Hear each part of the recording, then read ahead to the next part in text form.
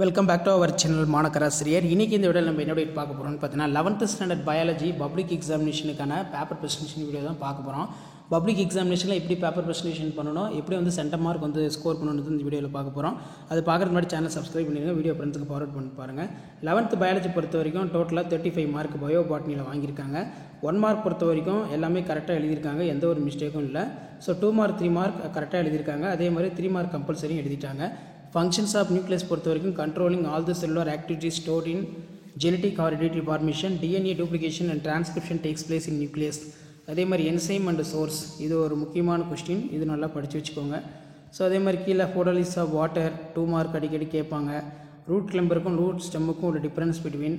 Next வந்து பார்த்தீங்கன்னா saprophytic mode of nutrition in angiosperm.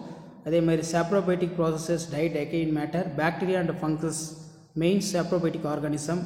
அதே மாதிரி some angiosperms are also follow the saprophytic mode of nutrition. Example வந்து Neottia, மோனோட்ரோப்பா.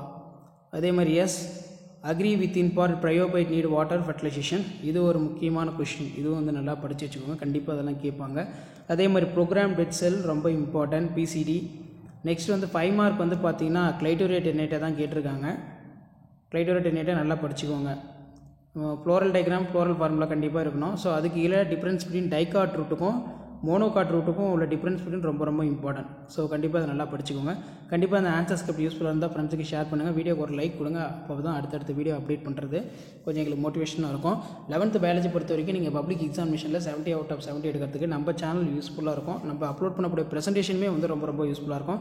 So பயாலஜிக்கு தொடர்ந்து prepare ஆகிட்டே வாங்க, அடுத்தடுத்து நிறைய அப்டேட் இருக்குது, 1 by 1 அப்டேட் பண்ணுறேன். ஸோ வீடியோ யூஸ்ஃபுல்லாக இருந்தால் ஷேர் பண்ணுங்கள், சப்ஸ்கிரைப் பண்ணுங்கள். மாணக்கராசிரியர் யூடியூப் சேனல் அடுத்தடுத்து நிறைய அப்டேட் 1 by 1 உங்களுக்கான வீடியோ அப்டேட் ஆகிட்டே இருக்கும். ஸோ அந்த அப்டேட்லாம் வரும்னா மறக்காத வீடியோ ஃப்ரெண்ட்ஸ்க்கு ஃபார்வர்ட் பண்ணுங்கள். நன்றி.